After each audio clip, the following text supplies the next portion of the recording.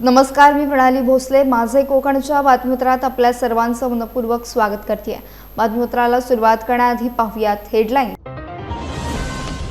रोह्यात गटार सफाई मोहीम सुरू. पावसाळ्यापूर्वी नगर परिषदेकडून व्यापक तयारी.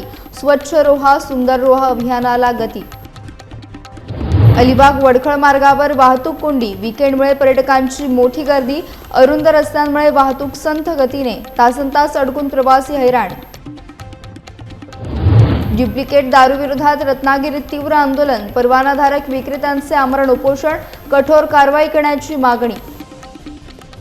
आणि रत्नागिरीत राष्ट्रीय शरीर शौच स्पर्धेचा शुभारंभ. देशभरातील खेळाडूंची उपस्थिती. उदय सामंत यांच्या हस्ते स्पर्धेचे उद्घाटन. पाहुयात सविस्तर वृत्त. रोहा शहरात पावसाळ्यापूर्वीची तयारी वेगात सुरू असून नगर परिषदेच्या वतीने व्यापक गटार सफाई मोहीम राबवली जात आहे. उन्हाळ्याच्या पार्श्वभूमीवर आणि येणाऱ्या पावसाळ्यात पाणी साचू नये, दुर्गंधी निर्माण होऊ नये यासाठी शहरातील मुख्य आणि अंतर्गत भागातील गटारे स्वच्छ करण्यावर विशेष भर दिला जात आहे. नगराध्यक्षा वनश्री शेडगे, उपनगराध्यक्ष अहमद दर्जी, गटनेते महेंद्र गुजर आणि मुख्याधिकारी अजय एडके यांच्या मार्गदर्शनाखाली ही मोहीम नियोजनबद्धरित्या सुरू आहे. नगर परिषदेचे कर्मचारी अहोरात्र मेहनत घेत असून अनेक ठिकाणी गटारांमध्ये उतरून वर्षानुवर्षे साचलेला गाळ आणि कचरा काढण्याचं काम करत आहेत. या मोहिमेमुळे पावसाळ्यातील पाणी तुंबणे, आरोग्याच्या समस्या आणि अस्वच्छता कमी होण्यास मदत होणार आहे. नागरिकांनीही कचरा गटारात न टाकता स्वच्छतेबाबत जागरूक राहावे असे आवाहन करण्यात आले आहे. स्वच्छ आणि सुंदर रोहा घडवण्यासाठी नगर परिषद सज्ज असल्याचे स्थानिक प्रशासनाने स्पष्ट केले आहे. पूर्वी नाले सफाईचं काम अतिशय या जोरामध्ये चालू झालेलं आहे. माननीय श्री गडकरी साहेब, आदित्य मान्य मंत्री आदित्यताई व आमदार अनिकेत भाई तटकरे यांच्या मार्गदर्शनाखाली स्वच्छ रोहा व सुंदर रोहा व्हावा यासाठी कुठेही पूर परिस्थिती निर्माण होऊ नये यासाठी रोहा नगरपालिकेने अतिशय जिकिरीची असलेली हे नाले सफाईचं काम JCB, पोकले व इतर डंपर वगैरे लावून जोरात हाती घेतलेला आहे. यामध्ये रोह्यामध्ये कुठेही पूर परिस्थिती निर्माण होणार नाही व रोहा स्वच्छ व सुंदर रोहा होईल हे आमचा हेतू आहे. ह्या हेतूने सर्व काम सुरुवात केलेलं आहे.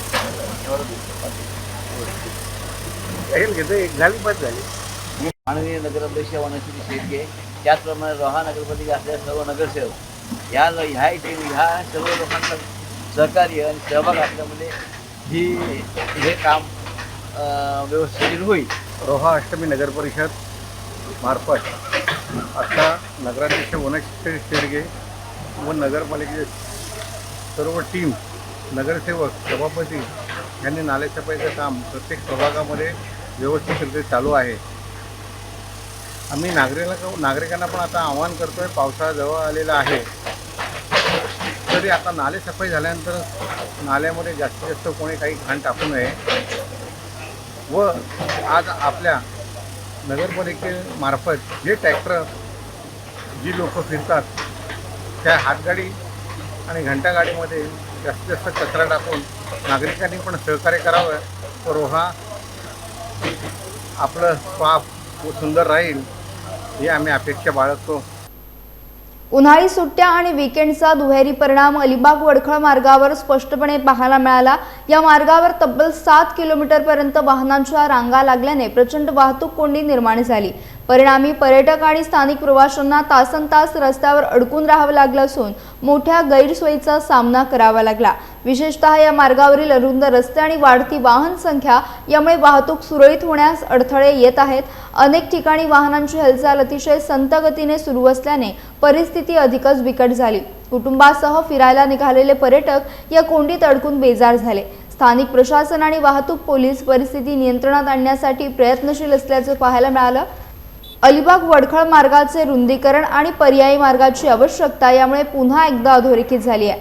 दरम्यान प्रवाशांनी शक्य असल्यास पर्यायी मार्गांचा वापर करावा, संयम राखावा आणि वाहतूक नियमांचं पालन करून प्रशासनाला सहकार्य करावे असे आवाहन करण्यात आले आहे.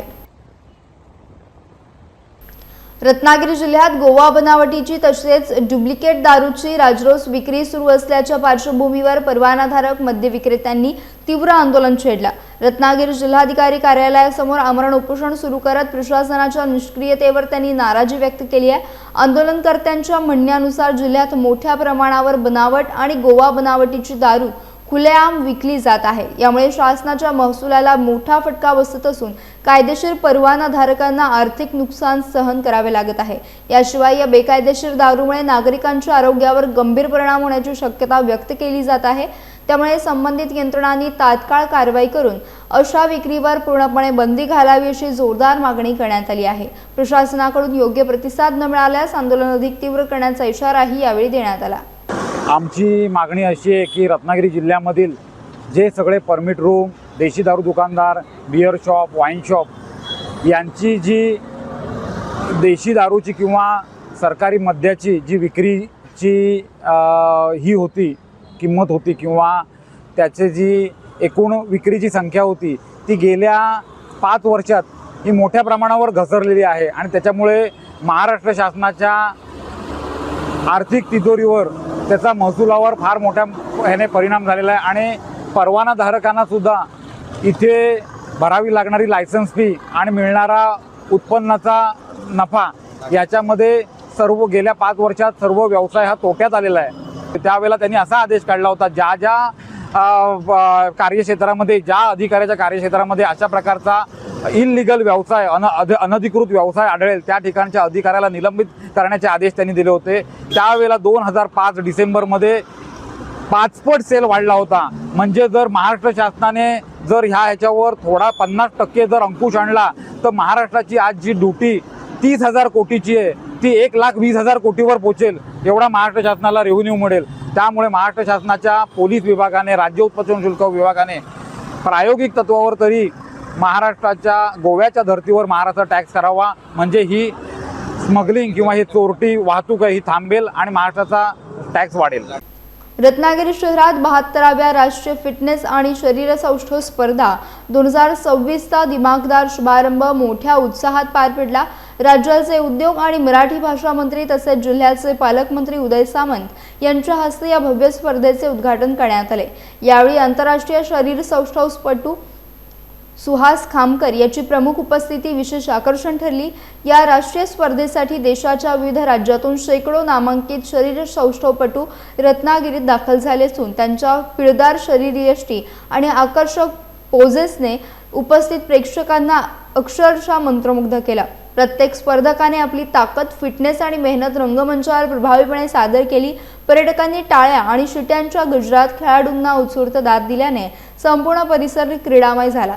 या स्पर्धेमुळे रत्नागिरी शहरात उत्साहाचं वातावरण असून क्रीडा क्षेत्राला चालना मिळण्याची अपेक्षा व्यक्त केली जात आहे। प्रेमी, आजचा दिवस हा अत्यंत उत्साहाचा असा दिवस आहे आणि रत्नागिरीकरता एक अतिशय अभिमानाचा हा दिवस आहे। आपल्याला सांगायला मला आनंद होतोय की आज 22 वर्षानंतर पुन्हा राष्ट्रीय स्पर्धा या रत्नागिरीमध्ये आणि याच ग्राउंडवर किंवा याच स्टेजवर होते, याचा मला अभिमान आहे। या प्रसंगी आपणा सर्वांचं मी स्वागत करतोय। आरोग्यम धनसंपदा, शरीर सौष्ठव म्हणजे केवळ बाहेर मेहनत आहे, त्याप्रमाणे आहारावर नियंत्रण म्हणजे डाएट ते पण तेवढंच आवश्यक आहे। आपल्यातील या शरीर सौष्ठवपटू आहेत त्यांनी वर्षानुवर्ष मेहनत करून आपली शरीर संपदा किंवा शरीर सौष्ठव कमवलेले आहे। हा केवळ ताकदीचा गेम नाही आहे तर आत्मविश्वासाचा सुद्धा गेम आहे, असं मी या प्रसंगी आपणा सर्वांना सांगू इच्छितो। उदय सामंत प्रतिष्ठान प्रायोजित आणि रत्नागिरी जिल्हा शरीर सौष्ठव संघटना आयोजित अशी ही 72वी राष्ट्रीय शरीर सौष्ठव संघटनेतर्फे ही स्पर्धा होते आणि ही स्पर्धा नामदार उदयजी सामंतसाहेब, मंत्री मराठी भाषा व उद्योग मंत्री आणि रत्नागिरी पालकमंत्री यांच्या पुढाकाराने होते। त्यांचं सर्व पाठबळ आमच्या पाठीशी आहे, त्यामुळे ही स्पर्धा होत आहे। 12वी परीक्षेचा निकाल जाहीर होताच कोकण विभागाने यंदाही राज्यात अव्वल स्थान पटकावत आपली परंपरा कायम राखली आहे। 2026च्या उच्च माध्यमिक परीक्षेसाठी कोकण विभागातून एकूण 22,888 विद्यार्थी परीक्षेला बसले होते। त्यापैकी तब्बल 21,548 विद्यार्थी उत्तीर्ण झाले असून विभागाचा निकाल 94.14% इतका लागला आहे। गेल्या काही वर्षांपासून कोकण विभाग सातत्याने उत्कृष्ट निकाल देत असून यंदाही विद्यार्थ्यांनी त्याच जोमाने कामगिरी करत आपली छाप पाडली आहे। ग्रामीण भागातील विद्यार्थ्यांनी देखील उल्लेखनीय यश मिळवत शिक्षणाच्या क्षेत्रात कोकणचा दबदबा कायम ठेवला आहे। कोकण विभागीय मंडळाच्या सचिव पुनीता गुरव यांनी पत्रकार परिषदेत ही माहिती दिली। फेब्रुवारी-मार्च 2026 इयत्ता 12वीचा निकाल आज जाहीर झालेला आहे। तर या अनुषंगाने कोकण विभागीय मंडळामध्ये एकूण आपले जे विद्यार्थी आहेत ते 22,888 विद्यार्थी आपले प्रविष्ट नोंदणी झाले होते। त्यापैकी 21,548 विद्यार्थी उत्तीर्ण झालेले आहेत आणि टोटल आपला कोकण विभागाचा निकाल हा 94.14% लागलेला आहे। दरवर्षीप्रमाणे म्हणजे कोकण विभागीय मंडळाची निर्मिती झाल्यापासून म्हणजे 2012 सालापासून म्हणजे एकूण 15 वर्षे सलग झाले आपल्या कोकण विभागीय मंडळ हे राज्यामध्ये अव्वल आहे। तसंच याही वर्षी कोकण विभागीय मंडळ हे आपल्या अव्वल स्थानी आहे। यामध्ये जे विद्यार्थी सहभागी होते ते सर्व विद्यार्थी, त्यांचे पालक, त्याचबरोबर गावातले सगळे ग्रामस्थ, त्यानंतर शाळेचे मुख्याध्यापक, प्राचार्य, त्यानंतर केंद्र संचालक, त्याचबरोबर या परीक्षेच्या कालावधी कामासाठी आपल्याला सहकार्य करणारे सर्व गट शिक्षणाधिकारी, त्याचबरोबर दोन्ही जिल्ह्याचे शिक्षणाधिकारी या सर्वांचे मी मनपूर्वक आभार आणि अभिनंदन व्यक्त करते। आता विद्यार्थ्यांचं जे गुणपत्रक आहे आणि सर्टिफिकेट आहे तर चालू वर्षी मात्र दोन्हीही आपल्याला एकत्रच मिळणार आहे। जर वर्षी ते 2 मिळत होतं तर तसं न मिळता ते सिंगल ह्याच्यातच तुम्हाला दोन्ही पण मिळतील आणि ते डिजी लॉकरमध्ये तुम्हाला सहज उपलब्ध होणार आहे। तसेच आत्ता सध्यासुद्धा तुम्ही गुणपत्रकाची प्रिंट संकेतस्थळावरून सुद्धा डाउनलोड करून त्याची प्रिंट काढू शकता। खेड तालुक्यातील भडगाव येथील ज्ञानदीप विद्या मंदिरच्या उच्च माध्यमिक विभागाने 12वीच्या निकालात पुन्हा एकदा दमदार कामगिरी करत विज्ञान शाखेत सलग 22 वर्षे आणि वाणिज्य शाखेत सलग 19 वर्षे 100% निकालाची परंपरा कायम ठेवली आहे। विज्ञान शाखेत यश आगरे याने 90% गुणांसह प्रथम क्रमांक मिळवला। पृथा तोडकरी 86.67%, शमिका शिंदे 86.33%, राधिका रांगडे 83.67% आणि सफा चोगले 81.33% गुणांसह पुढील क्रमांकांवर राहिले। विविध विषयातही विद्यार्थ्यांनी उत्कृष्ट गुण मिळवत विशेष प्रावीण्य मिळवलं। वाणिज्य शाखेत रिधिमा पाटणे हिने 95.17% गुणांसह प्रथम क्रमांक पटकावला। वरद शेठ 94.67%, यश साबळे 93.83%, गौरी सावंत 93.67% आणि रिया विचारे 91.83% गुणांसह उत्तीर्ण झाले। या यशामागे विद्यार्थ्यांची मेहनत, शिक्षकांचे मार्गदर्शन आणि संस्थेचे नियोजन महत्त्वाचे ठरले आहे। संस्थेचे पदाधिकारी, शिक्षक आणि पालकांनी सर्व विद्यार्थ्यांचे कौतुक करत त्यांच्या पुढील वाटचालीसाठी शुभेच्छा दिल्या। खेड येथील लायन्स एज्युकेशन सोसायटी संचलित LTT इंग्लिश मीडियम स्कूल आणि ज्युनियर कॉलेजने इयत्ता 12वीच्या परीक्षेत उल्लेखनीय यश संपादन करत विज्ञान आणि वाणिज्य शाखेत 100% निकालाची नोंद केली आहे। या निकालामुळे संस्थेच्या शैक्षणिक गुणवत्तेची पुन्हा एकदा प्रचिती आली आहे। वाणिज्य शाखेत झोया मेहदी हसन मेहदवी हिने 94.33% गुणांसह प्रथम क्रमांक मिळवला। फहद रियाजुद्दीन तिसेकर 89.17% आणि अरहान इकलाक जसनाईक 87.50% गुणांसह अनुक्रमे द्वितीय आणि तृतीय ठरले। विज्ञान शाखेत सोहम शिंदे 80% गुणांसह प्रथम, ओम शिंदे 79.17% द्वितीय, तर सफा मोहम्मद अली कासमी 67.83% गुणांसह तृतीय क्रमांकावर राहिली। या यशाबद्दल संस्थेचे अध्यक्ष अहमदभाई मुकादम, परवेज मुकादम, मजीद खतीब, जयेश गुहागरकर, प्रेमळ चिखले, चंद्रकिरण वैद्य, विलीन पाटणे, पुष्कर नेने, समन्वय जॉय सर, LC जॉय, मुख्याध्यापक सारंग सर आणि कुडाळकर मॅडम यांनी विद्यार्थ्यांचे अभिनंदन करत त्यांच्या पुढील वाटचालीसाठी शुभेच्छा दिल्या।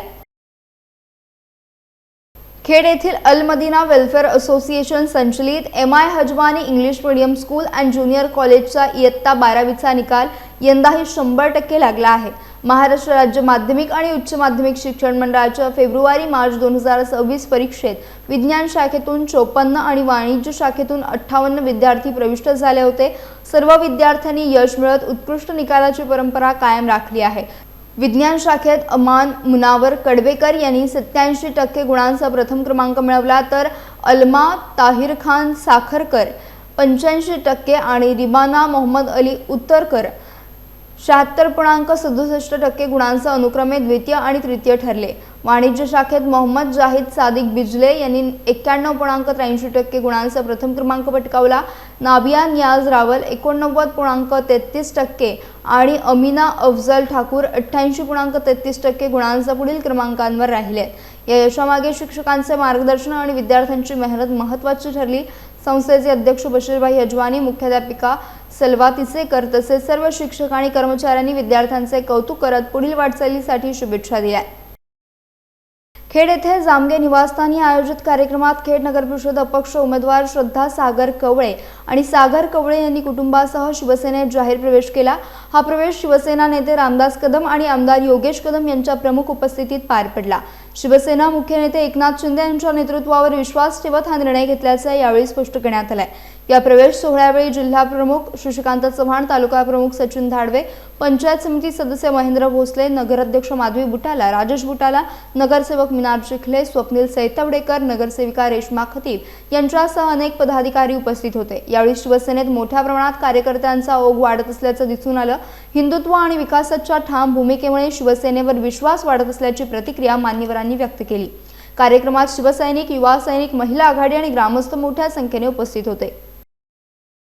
खेड तालुक्यातील मौजे सोंडे येथे 63 गावांचे श्रद्धास्थान असलेल्या श्री राम वरदायिनी देवीचा जत्रोत्सव 4 मे ते 7 मे 2026 या कालावधीत मोठ्या उत्साहात साजरा होत आहे। दरवर्षीप्रमाणे यंदाही जत्रोत्सवासाठी भाविकांची मोठी गर्दी होण्याची शक्यता व्यक्त केली जात आहे। या जत्रोत्सवादरम्यान देवीची पूजा, अभिषेक, आरती तसेच विविध धार्मिक विधी पार पडणार असून भक्तांना देवीच्या दर्शनासाठी विशेष व्यवस्था करण्यात आली आहे। गावात सणासुदीचे वातावरण असून ठिकठिकाणी सजावट आणि तयारी जोरात सुरू आहे। जत्रोत्सवाच्या निमित्ताने विविध सांस्कृतिक कार्यक्रम, भजन, कीर्तन आणि धार्मिक उपक्रमांचे आयोजन करण्यात येणार आहे। यामुळे परिसरात भक्तिमय वातावरण निर्माण झाले आहे। सोंडे ग्रामस्थांनी सर्व भाविकांनी मोठ्या संख्येने उपस्थित राहून श्री राम वरदायिनी देवीचे दर्शन घ्यावे असे आवाहन केले आहे। जत्रोत्सवामुळे गावात उत्साहाचे आणि भक्तीचे वातावरण पाहायला मिळत आहे। पोलादपूर तालुक्यातील ऐतिहासिक उमरठ गावात कुळस्वामिनी उत्सव आणि श्री सत्यनारायण महापूजा तसेच भव्य सत्कार समारंभ मोठ्या उत्साहात पार पडला। सह्याद्रीच्या निसर्गरम्य कुशीत वसलेल्या या गावात सद्गुरू दादा महाराज मोरे माऊली यांच्या कृपा आशीर्वादाने आणि ग्रामस्थांच्या एकजुटीतून 19वा वर्धापन दिन भक्तिमय वातावरणात साजरा करण्यात आला। कार्यक्रमाची सुरुवात कुळस्वामिनी मातेच्या अभिषेकाने झाली। त्यानंतर श्री सत्यनारायण महापूजा, हरिपाठ, भजन आणि संजय महाराज शेट्टी यांच्या कीर्तनाने वातावरण भक्तिमय झाले। महिलांसाठी हळदी कुंकू कार्यक्रमाचे आयोजन करण्यात आलं होतं। या सोहळ्यात चंद्रकांत कळंबे यांचा विशेष सत्कार करण्यात आला तसेच मुख्याध्यापक मारुती कळंबे यांच्या सेवानिवृत्तीनिमित्त त्यांचाही गौरव करण्यात आला। तालुका प्रमुख निलेश अहिरे, उद्योजक रामदास कळंबे, राज पार्टे, नितेश शिंदे, सरपंच जयराम मोरे, पोलीस पाटील गणेश कळंबे यांच्यासह अनेक मान्यवर उपस्थित होते। मुंबई, पुणे आणि इतर शहरातून आलेल्या भाविकांमुळे गावात उत्साहाचं वातावरण पाहायला मिळालं। महाप्रसादाने कार्यक्रमाची सांगता झाली। असं काही मोठं काम मी केलेलं नाही, पण 35 वर्षे सेवा केली आणि सेवानिवृत्त झाल्यानंतर तुमचा म्हणून तुम्ही माझा सन्मान केला, त्याबद्दल मी आपणास मनापासून धन्यवाद देतो। आज या ठिकाणी आपल्या कुलदेवताच्या सत्यनारायणची महापूजा, महाअभिषेक या कार्यक्रमाला ज्यांनी कीर्तन सेवा केली हरिभक्त परायण संजय महाराज शेट्टी। यासह बातमीपत्रात वेळ झाली इथेच थांबण्याची। भेटूयात नवीन बातमीपत्रासह। तोपर्यंत तुम्ही कुठेही जाऊ नका, पाहत राहा फक्त माझे कोकण।